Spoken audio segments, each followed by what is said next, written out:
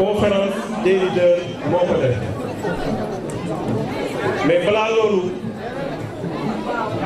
dañuy am mbégte lool ci teewaay bi organisation daal di vraiment encore une fois excusez-vous au niveau de la presse ak ñi ñëw ñëpp ndax mbir mi xaw na tardé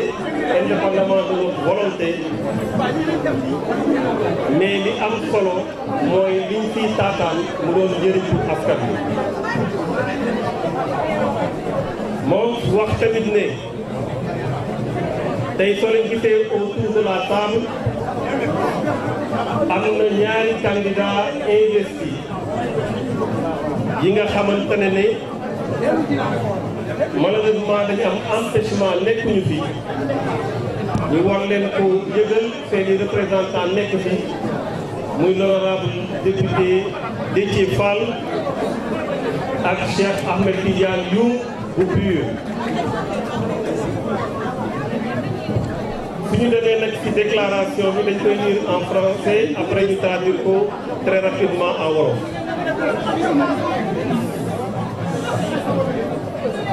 Déclaration du 18 octobre de la coalition Sàmm Sa Kàddu.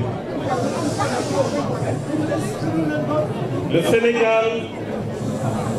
est à un tournant décisif de sa vie politique et institutionnelle. Une Assemblée nationale, socle de la démocratie représentative, devra jouer pleinement son rôle face aux velléités de dérive autocratique, à l'incompétence et à l'insouciance de nos dirigeants actuels. Nos compatriotes qui croulent sous le poids des difficultés quotidiennes,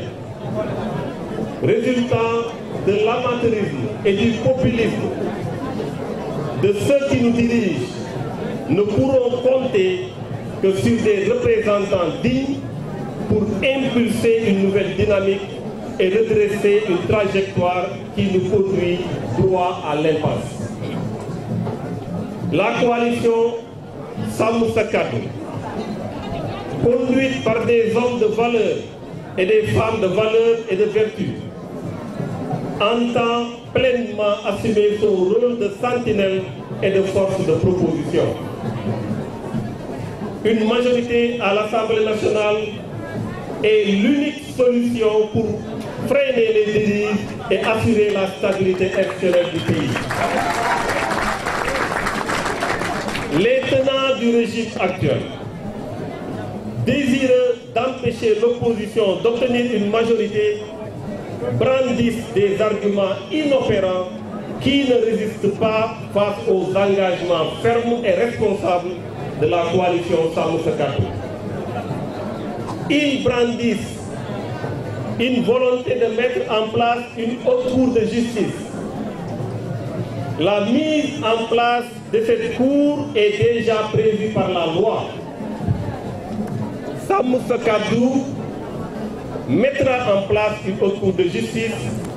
dans le mois qui suit la première réunion de l'Assemblée nationale conformément à la loi. Sàmm Sa Kàddu veillera à ce que la reddition des comptes puisse permettre, le cas échéant, de recouvrer nos deniers publics et qu'elle ne se transforme pas en règlement de compte. Les tenants du régime actuel nous parlent des martyrs, tout en s'abstenant de déclarer de manière ferme que la loi portant amnistie sur les faits liés aux manifestations politiques ayant secoué le pays entre février 2021 et février 2024 sera abrogée. Une attitude hésitante qui a pris racine depuis le vote de cette loi inique. Ils n'ont jamais introduit un recours devant le Conseil constitutionnel pour faire annuler cette loi, à l'image de Khalifa Sall et autres qui avaient introduit un recours après le vote de la loi Ezzan. Sàmm Sa Kàddu s'engage fermement à introduire une proposition de loi d'abrogation de la loi portant amnistie sur les faits liés aux manifestations politiques qui ont secoué le pays en février 2021 et février 2024. Le régime actuel évoque des risques de blocage en cas de majorité du camp de l'opposition, alors que dans une vidéo virale, la tête de liste PASTEF a clairement déclaré, alors qu'il était dans l'opposition, que, je cite, « donner une majorité à l'opposition ne peut conduire à une situation de blocage ». Il s'est encore dédié. Parler de risque de blocage dans un régime comme le nôtre, c'est méconnaître le mécanisme de la cohabitation qui permet une coexistence institutionnelle permettant d'impulser les changements tant attendus par la population dans une dynamique inclusive. Sàmm Sa Kàddu s'engage à renforcer tous les mécanismes de contrôle de l'action gouvernementale, d'évaluation des politiques publiques et de vote des lois afin de créer les conditions d'une meilleure visibilité des actions parlementaires et gouvernementales au profit de nos compatriotes qui attendent des résultats concrets et aspirent au changement. Sàmm Sa Kàddu s'engage à faire des propositions de loi qui iront dans le sens des intérêts majeurs des populations et en parfaite concertation avec une future majorité composée d'une opposition diversifiée. Sàmm Sa Kàddu restera une sentinelle et une force de proposition afin d'apporter au peuple sénégalais le meilleur de la gouvernance, de la reddition des comptes et de la redevabilité. Je vous remercie. Mbokk yi, fii ñu toll doon na situation bu doy waar bu ñu war a bàyyi xel ci suñu réew. Am na pouvoir boo xam ne dañ ko tuddee le pouvoir législatif te ñi ñuy votel ñuy ay député ñu war a teewal askan bi assemblée nationale. Jàpp nañ ne assemblée nationale boobu rek la askan bi yaakaar ndax justice bi ñoom tëju nañu nee nañ def nañ seeni réforme ñu ngi xaar. Exécutif bi gis ngeen ne accaparé nañ ko, xamuñu kuy président ak ku dul président. Benn moo ñu desee muy assemblée nationale. Suñu bàyyee assemblée nationale tëjal nañu buntu Sénégal. Donc assemblée nationale rek moo war a jouer pleinement son rôle pour que fii ñu jëm mu am lu ñuy wax équilibre des pouvoirs. Suñu citoyens yi nga xamante ne ñoom de ñu ngi si ay jafe-jafe yu méttee te gis ngeen ko. Dund gi seer na, jafe-jafe yi bëri na, ku feebar doo faju, nit ñi pour ñu dugal seen doom yi école sax problème la. Ñooñu nag mënuñu compter lu dul ay dirigeants yi nga xamante ne dañuy dem représenter leen assemblée nationale mu doon ay député yu digne, mooy aw député yu am valeur, mooy doon am député yu am ay vertu te mënuñu ko weex ci ñoom ci Sàmm Sa Kàddu nga xamante ne ñi ci toog gis ngeen leen wane nañu seen preuve.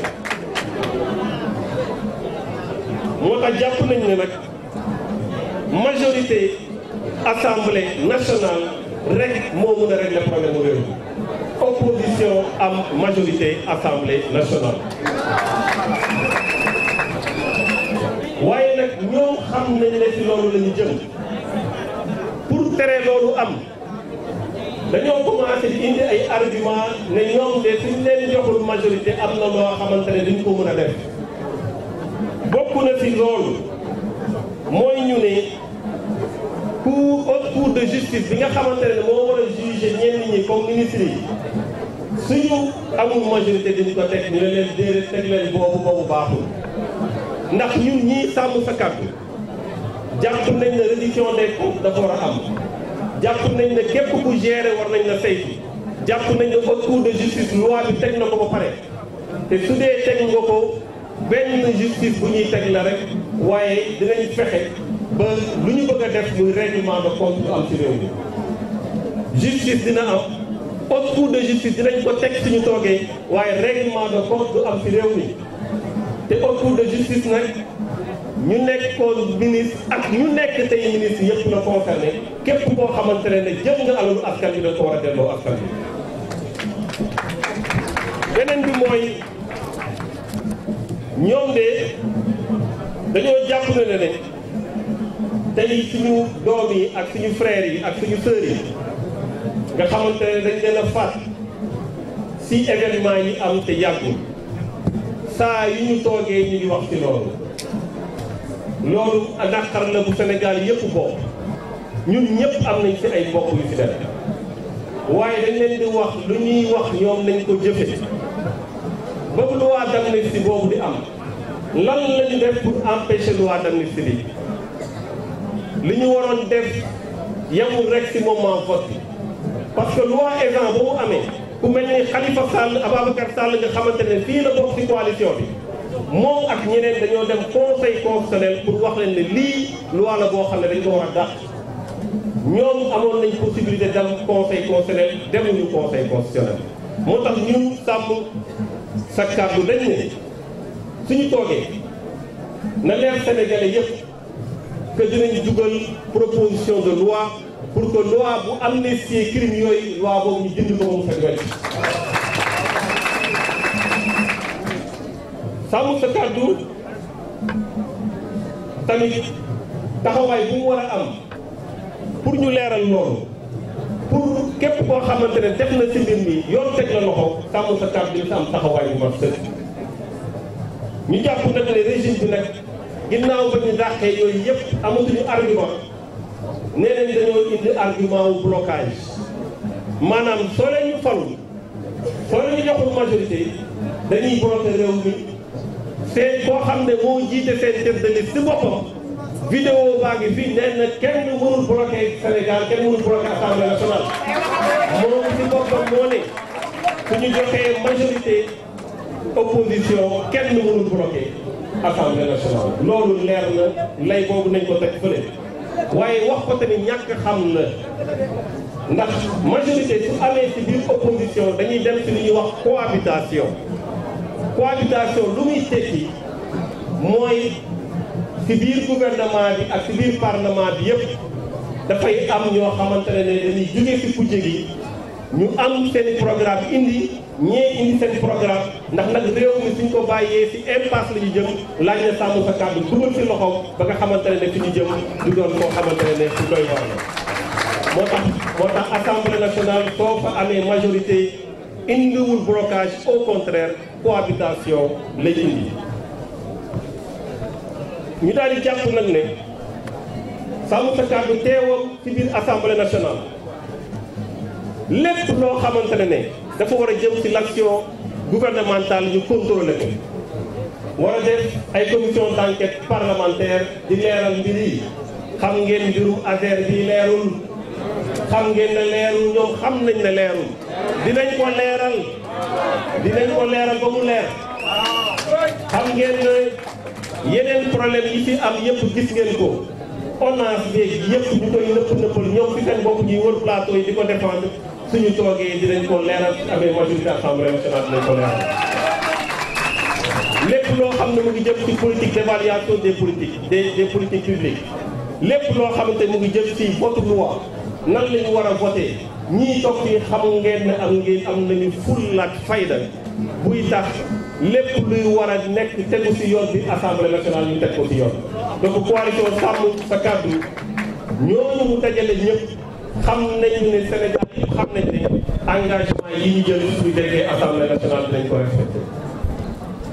sàmm sa kàddu tamit di jëm ci proposition de loi nga xamante ne suñu amee majorité parce que ñëpp xam nañu ne lëkkaloo am na muy ay intercoalition suñu amee majorité bi dina doon ñun ak ñeneen waaye taxawaay ñun buñ ci am sàmm sa kàddu mooy lépp luy proposition de loi boo xam ne njëriñu askan bi la dinañ ko saytu avec la nouvelle majorité pour ñu redresser le Sénégal pour ñu defaraat le Sénégal parce que Sénégal daf ñu soxla. sàmm sa kàddu dina doon sentinelle taxaw xool xippi suñuy bët ndax ñoom mënuñ ñoo nax mënuñ ñoo tur lëndëm mënuñ ñoo manipuler lu ñu def xam nañ ko fu ñu jëm xam nañ ko. sàmm sa kàddu nag taxawaayam déjà soo xoolee ñu toog autour de la table sentinelle boobu ñu ngi koy jouer rôle boobu dina rawati encore suñu nekkee biir assemblée nationale. sàmm sa kàddu dina nekk une force de proposition ndax dañu bëgg gouvernance boo xam ne dafa leer nañ fii may wax ak yéen kenn xamul budget bi nan la demee mu ngi am une nébuleuse budgétaire